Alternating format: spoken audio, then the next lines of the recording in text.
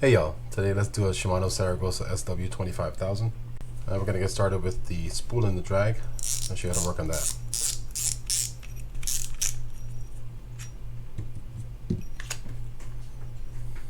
Alright, so we're going to do the top part first, then we'll do the bottom afterwards.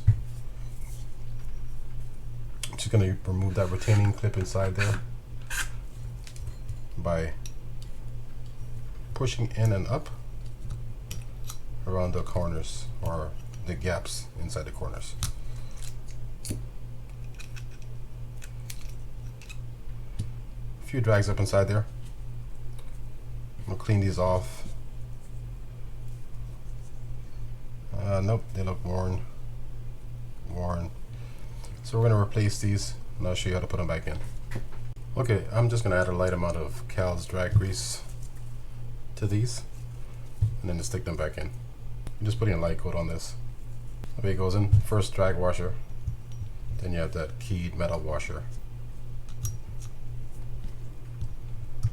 Second drag washer, the aired metal washer, fits inside those little channels inside there. Then your final metal washer after the last drag washer. To get that clip back in, you want to take one end, point it down slightly, leave the other end up, and just work your way around it like this. And once you put it in, just make sure it's inside the channel that it's supposed to be in, and it is. Alright, so for the bottom drag, if you don't have the tool to remove it, you can use it's like a flathead screwdriver, and just be careful if you do it this way. Just put the flathead screwdriver flush against one of those channels right there, and you're going to push just like so. Just be careful. This can shoot out on you and scratch the inside, so just be careful with that. Let's see if I took it off enough. Yep, okay. Then you just turn it to get it off. Under there you're going to find a bunch of pieces. I'm trying to get this out so you guys can see the stack intact.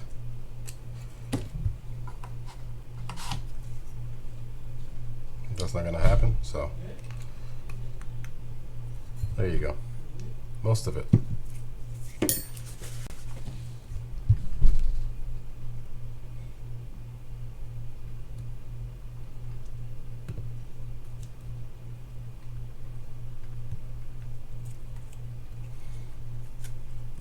And this is how your drag stack is going to look. This has a double-sided, I guess, mesh on the drag. This metal washer here has two sides that are grooved. Then you have this one that has two sides as well, but this top one only has grooves on one side. Those grooves are going to be facing down on top of the drag. Now we can take this bearing out of here, but you have to remove a clip that's inside there.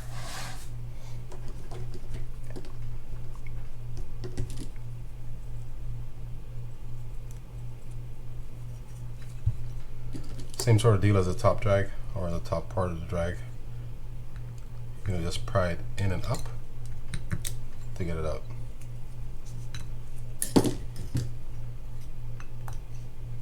And out it comes.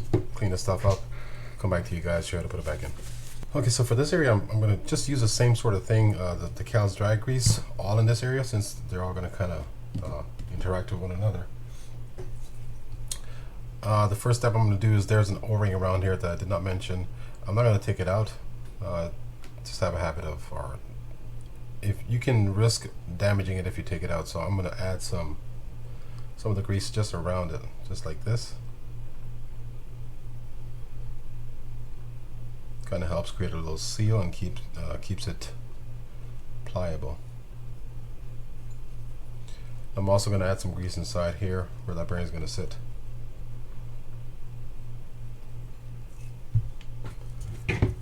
And then we can just grease these these drag washers. The way I cleaned these was I used some brake cleaner fluid, and just sprayed them down, had them make sure they're dry before you apply any drag wash or drag grease to them. Same deal as the top, just a light coat on top of it.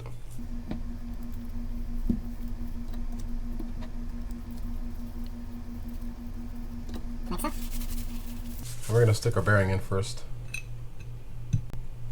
Add some oil to it.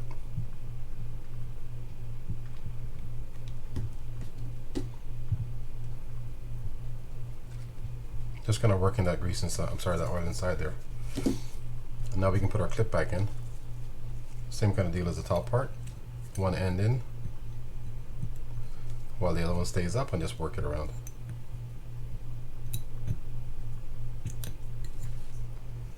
As always, make sure it's in the channel.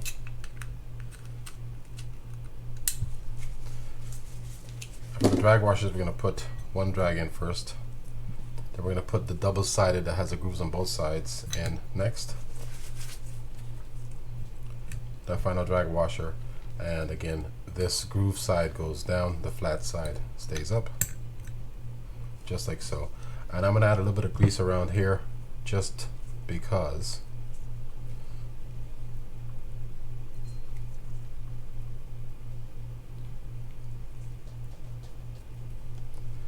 And you're just going to drop that in.